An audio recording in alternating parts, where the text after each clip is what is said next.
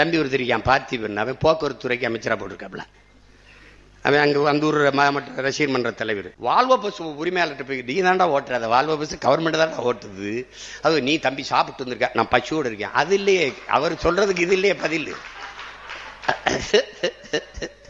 அது முன்பதிவு செஞ்சவங்க எல்லாம் விட்டுட்டு இங்க காத்திருந்தவங்களை ஏத்தி விட்டேன் அப்படின்னு. எப்படி இருக்கு? பாட்டுலுக்கு 10 ரூபா, பாட்டுலுக்கு 10 ரூபா, பாட்டுலுக்கு 10 ரூபாயின்ட்டு அதிகாரத்துக்கு வந்தோன்னா பாட்டுலுக்கு 10 ரூபா அப்படிலாம் கிடையாது.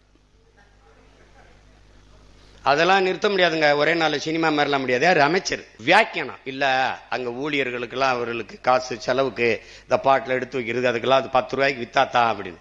இவ்வளவு தர்ம நியாயத்தை உங்களால சொல்லலப்பா.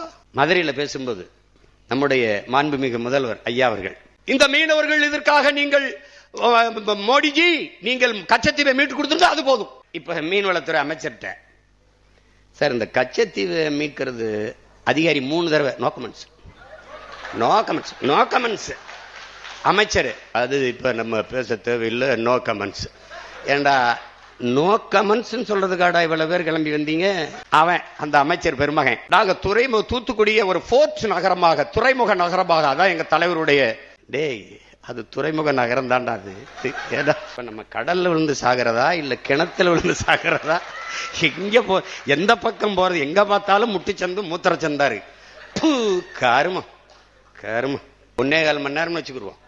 1.25 மணி நேரத்தில் 436 திட்டங்கள்னா ஒரு திட்டத்துக்கு 3 நொடி செலவழிச்சிருக்கேன். 3 நொடி தானே?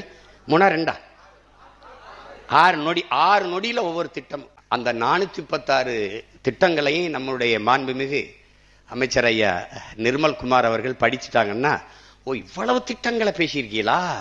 வந்த உடனே முதல் கையெழுத்து 200 அலகு மின்சாரம் இலவசம். மின்துறை அமைச்சர் 2,50,000 கோடி கடன் இருக்கு அப்படின்னு. அது எங்களுக்கு தெரியும், உங்களுக்கு தெரிஞ்சதா இல்லையா? தெரியாம தான் போட்டிட்டீங்களா? தெரிஞ்சு போட்டிடும் போது 200 யூனிட் 200 அலகு மின்சாரம் இலவசமா தரேன்னு என்ன இதுக்கு சொன்னீங்க? இதுக்கு அத்தனை கோடி பிரச்சனை இருக்கும்போது எடுத்தவன முதல் கையெழுத்து 200 யூனிட் மின்சாரம் இலவசம். டே மின்சாரத்துக்கு கொடுறா, அப்புறம் இலவசமா கொடுக்கறதா இல்லையான்னு யோசிப்போ. மானங்கெடுது.